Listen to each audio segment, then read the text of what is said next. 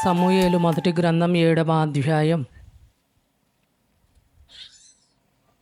10వ వచనాన్ని చదువుకుందాం. చూడండి అమ్మా. సమూయేలు మొదటి గ్రంథం 7వ అధ్యాయం 10వ వచనం.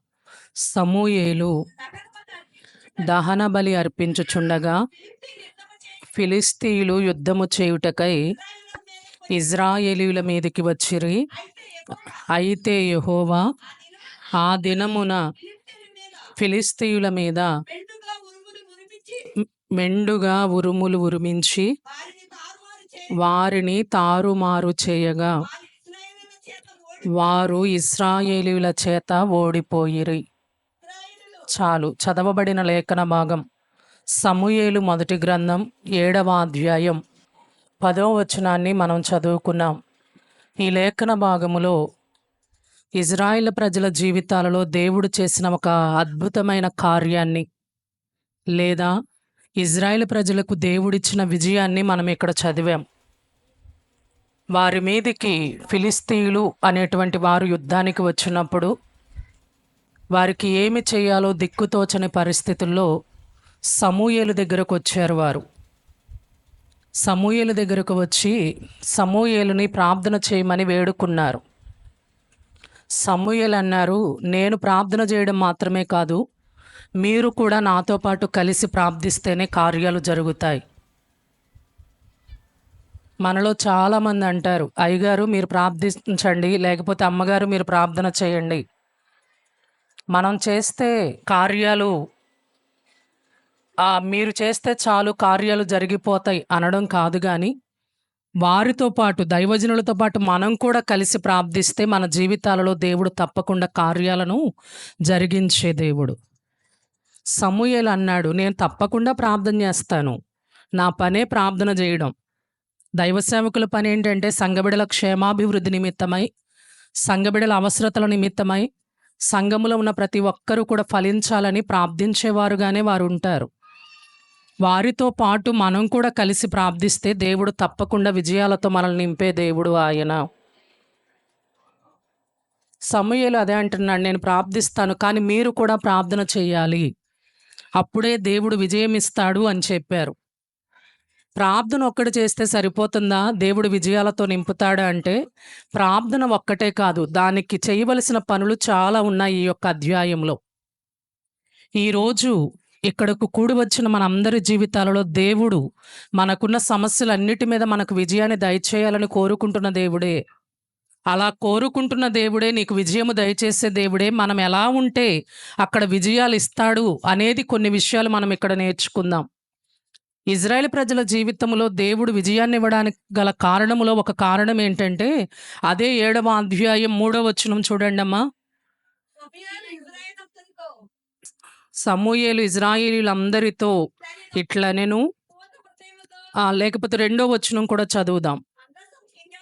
కిర్యత్యారీములో నుండగా ఉండిన కాలము 20 సంవత్సరములాయెను. ఇజ్రాయేలీలందరూ యెహోవాను అనుసరింప దుఃఖించుచుండగా.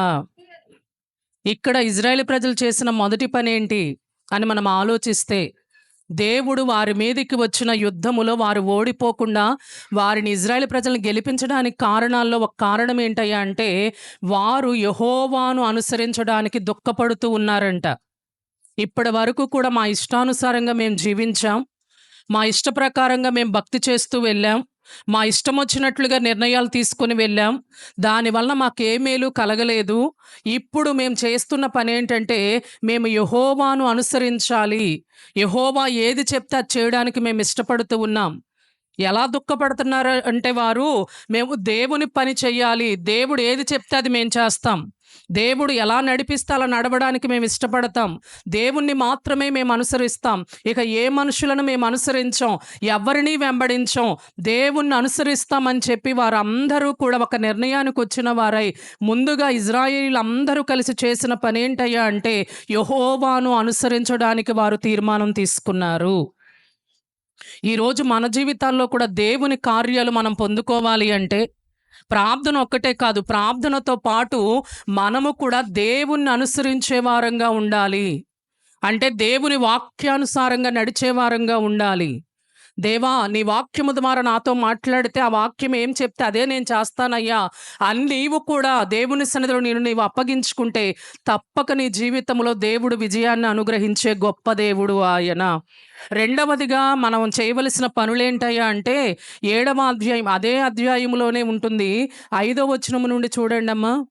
అంతట సమూయేలు ఇజ్రాయేలీయులందరినీ మిస్పాకు పిలువనంపుడి, నేను మీ పక్షమున యెహోవాను ప్రార్థన చేతునని చెప్పగా వారు మిస్పాలో కూడుకొని నీళ్లు చేది యెహోవా సన్నిధిని కుమ్మరించి ఆ దినము ఉపవాసముండి యెహోవా దృష్టికి మేము పాపాత్ములమని ఒప్పుకొనిరి. చాలు. ఇక్కడ ఒకటి, వారు యెహోవాను అనుసరించడానికి ఇష్టపడ్డారు. వారి స్వంత ఆలోచనలు ప్రక్కన పెట్టి దేవుడు ఏది చెప్తే, నీ ద్వారా ఏది చెప్తే అది చేయడానికి మేము ఇష్టపడుతున్నామయ్యా అని దేవుణ్ణి వెంబడించడానికి వారు ఇష్టపడ్డారు. రెండవదిగా ఒకటి మనం చూసినట్లయితే ఇక్కడ వ్రాయబడిన మాట ఏంటంటే, సమూయేలు అన్నాడు ఇజ్రాయెల్ ప్రజలందరినీ కూడా మిస్పా అనే చోటుకి కూడుకొని రమ్మనండి, అందరము కలిసి ఆ మిస్పా అనే స్థలంలో కూడుకొని దేవుని సన్నిధిలో ప్రార్థన చేద్దాం అని చెప్పినప్పుడు ఇజ్రాయెల్ ప్రజలందరూ కలిసి ఆ మిస్పా అనబడే స్థలములోనికి వచ్చారు. ఈరోజు దైవజనుల ద్వారా ప్రకటించబడిన ఉపవాస దినాలకు మీరందరూ కూడి వచ్చినట్లే ఇజ్రాయెల్ ప్రజలు కూడా సమూయేలు గారి మాట విని అందరూ కూడి ఒక స్థలములో కూర్చున్నారు. ఈరోజు మిస్పా అనగా పరిశుద్ధ స్థలం, కూడుకొని స్థలం. మనమందరము కూడా కూడుకొని ఉన్న ఈ స్థలములో నిశ్చయముగా దేవుడు మనతో ఉన్నాడని నమ్మాలి. అందరం దేవునికి స్తోత్రం చెల్లిద్దామా? రెండవదిగా వారు చేసిన పని ఏంటంటే, దైవజనుడు సమూయేలు గారు ఏదైతే చెప్పారో అది చేయడానికి వారు ఇష్టపడి అందరూ కూడా ఒకే చోట కూడుకున్నారు. మూడవదిగా మనం చూస్తే అక్కడ వారు ఏం చేశారు అంటే, నీళ్లు చేదుకొని వచ్చి యెహోవా సన్నిధిని కృమ్మరించారు. అలాగే మన జీవితాలు ఇక్కడ ఆత్మీయార్థంగా తీసుకోవాలి అంటే మన హృదయాలను కృమ్మరించడానికి రావాలి దేవుని సన్నిధికి. కూడుకొని వచ్చి కూర్చోవడం వల్ల ప్రయోజనం ఏమి ఉండదు. దేవుని సన్నిధికి వచ్చి అలా కూర్చోవడం వల్ల ప్రయోజనాలు ఏం కలగవు. నా సమస్యలు దేవునికి తెలుసులేండి, ఆయనే చూసుకుంటాడులేండి, నేను ఇంకేం చెప్పక్కర్లేదండి, ఎందుకంటే చూచే దేవుడు, అర్థం చేసుకునే దేవుడు, ఏదైనా చేయగలిగిన దేవుడు కదా, ఇక నేనేం చెప్పక్కర్లేదు, అలా కూర్చుంటే చాలు అనుకోవడం కాదు. మూడవదిగా నువ్వు దేవుని మందిరానికి కూడుకొని వచ్చిన నీవు ఏం చేయాలి అంటే, దేవుని సన్నిధిలో ఉన్నామని గుర్తెరిగి నీ హృదయం అంతటినీ కూడా దేవుని సన్నిధిలో కృమ్మరించాలి. అందరం దేవునికి స్తోత్రం చెల్లిద్దామా? హృదయాన్ని కుమ్మరించడం అంటే హృదయములో ఉన్న బాధను అంతటినీ కూడా దేవుని సన్నిధిలో ఖాళీ చేసేయడం. కుమ్మరించేస్తున్నామంటే ఒక పాత్రలో ఉన్న దాన్ని మనం ఖాళీ చేసేస్తున్నామని అర్థం కదా. మన ఇంట్లో మంచినీళ్ళ బిందులు ఉంటాయి, ఉదయం పట్టిన నీరు రాత్రి వరకు తాగుతాం, మరలా తెల్లవారుగానే ఏం చేస్తాం, దానిలో ఉన్న నీళ్ళన్నీ కూడా పారబోస్తాం, అంటే కుమ్మరించేస్తాం, పారబోసేస్తాం, దాన్ని ఖాళీగా చేస్తాం, చక్కగా తోముతాం, మరలా మంచి నీరు పట్టుకొని వాడుకుంటాం. అలాగే దేవుని సన్నిధికి వచ్చిన మనం అందరము కూడా మన హృదయాల్లో ఉన్న బాధను అంతటినీ దేవుని సన్నిధిలో చెప్పుకొని ఖాళీ చేసేసుకోవాలి. ఇక ఆ బాధల్ని, ఆ కష్టాలని, ఆ శ్రమలను నువ్వు దేవుని సన్నిధిలో చెప్పుకుంటూ ఉంటే దేవుడు ఏం చేస్తాడంటే నీ ప్రతి బాధను ఆలకించి దాని అంతటి నుండి కూడా నీకు విడుదల ఇచ్చే గొప్ప దేవుడు ఆయన. ఖాళీగా కూర్చుంటే ప్రయోజనం లేదు. దేవుని సన్నిధికి వచ్చి మౌనంగా అలా కూర్చోవడం వల్ల ప్రయోజనం లేదు. మన హృదయం అంతటితో కూడా దేవుని స్తుతించే వారంగా ఉండాలి. మన హృదయంలో ఉన్న బాధను అంతటిని దేవునికి తెలియచెప్పుకునే వారంగా ఉండాలి.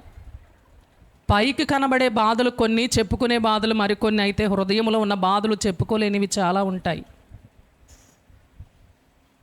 నీ హృదయంలో ఎంత వేదన ఉందో, నీ హృదయంలో ఎంత కలవరం ఉందో, నీ హృదయములో ఎంత ఆందోళన ఉందో, నీ హృదయంలో దేని కొరకైతే నువ్వు ఏడుస్తూ ఉన్నావో దాన్ని అంతటినీ కూడా నువ్వు ఎవరి సన్నిధిలో తెలియచెప్పుకోవాలి అంటే దేవుని సన్నిధిని నువ్వు తెలియచెప్పుకోవాలి. హన్నా తన హృదయాన్ని దేవుని సన్నిధిలో కృమ్మరించుట ద్వారా దేవుడు ఆమె జీవితంలో గొప్ప అద్భుత కార్యాన్ని జరిగించాడు. అలాగే దేవుని సన్నిధికి వచ్చిన మనం చేయవలసిన పని ఏంటంటే, మూడవదిగా మన హృదయాలను దేవుని సన్నిధిలో కృమ్మరించుకోవాలి. ఇక నాలుగవదిగా అక్కడ చేసిన పని ఏంటంటే, వారు ఉపవాసం ఉండి దేవుని సన్నిధిలో ప్రార్థించడం మొదలుపెట్టారు. ఇప్పుడు మనం అందరం కూడా ఉపవాసం ఉండే వచ్చాం దేవుని సన్నిధికి.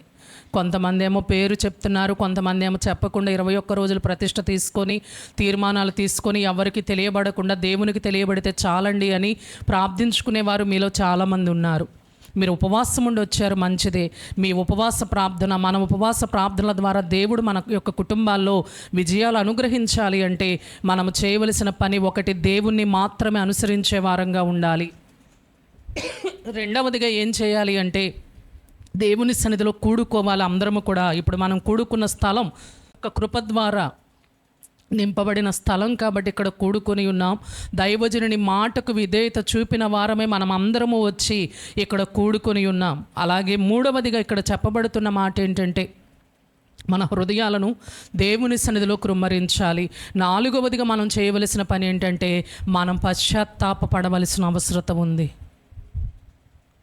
వారందరూ కూడా వారి హృదయాలను సిద్ధము చేసుకొని, వారి శరీరాలను సిద్ధము చేసుకొని దేవుని ఎదుట ఉపవాసం ఉండి ఏడవడం ప్రారంభించారు. యెహోవా దృష్టికి మేము పాపాత్ములమైతిమి, యెహోవా దృష్టికి మేము దోషులమైతిమి. మా ఇష్టానుసారంగా తిరిగాం, మా ఇష్టం వచ్చినట్లుగా బ్రతికాం, మా స్వంత నిర్ణయాల మీద ఎంతకాలం ఆధారపడ్డాం.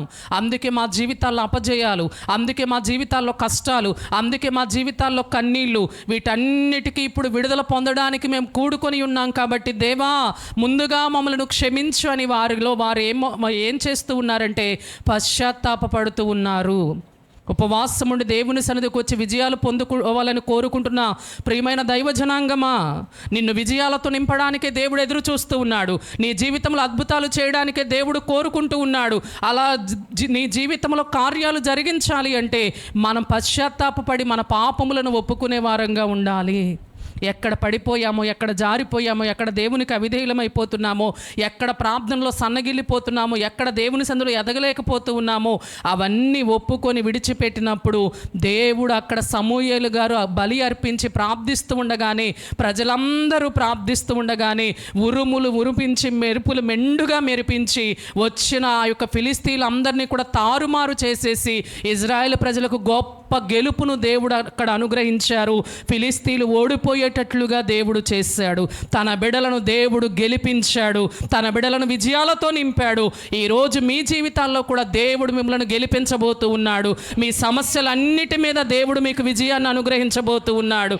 అందరం చప్పట్లు కొట్టి కొద్ది నిమిషాలు దేవుని నామాన్ని మహిమపరుద్దామా. ఉపవాసం ఉండి వచ్చిన ప్రియమైన దైవ జనాంగమా, దైవజనుని మాటకు విధేయత చూపించి దేవుని సన్నిధిలో కూడుకున్న వారలారా, మీరు కూడి ఉన్న స్థలం దేవుడు నివసిస్తున్న స్థలం, దేవుడు సంచరిస్తున్న స్థలం, పరిశుద్ధాత్మ పూర్ణుడైన దేవుడు అదృశ్య రూపిగా సంచరిస్తున్న స్థలం.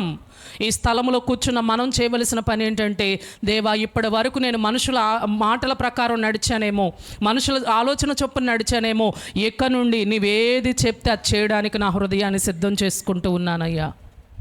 రెండవది, నేను నీ సన్నిధిలో కడుక్కుంటూ ఉన్నాను, శుద్ధి చేసుకుంటూ ఉన్నాను, నా హృదయాన్ని నీ సన్నిధిలో కృమ్మరించుకుంటున్నాను, నా బాధలన్నీ కూడా నీ సన్నిధిలో తెలియచెప్పుకుంటున్నానయ్యా.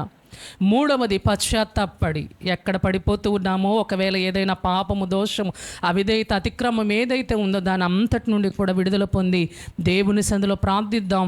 మనం ప్రార్థిస్తూ ఉండగానే 21 రోజుల ఉపవాస ప్రార్థనలు ముగియక ముందే దేవుడు మనందరి ప్రార్థనలు ఆలకించి తన కార్యాలను నెరవేర్చునుగాక. మిమ్మల్ని అందరినీ కూడా దేవుడు విజయోత్సవాలతో ఊరేగింప చేయునుగాక. విజయ ధ్వజమెత్తి దేవుని సన్నిధిలో దేవుని నా మహిమార్థమై గొప్ప సాక్షులుగా మీరు నిలబడుదురుగాక.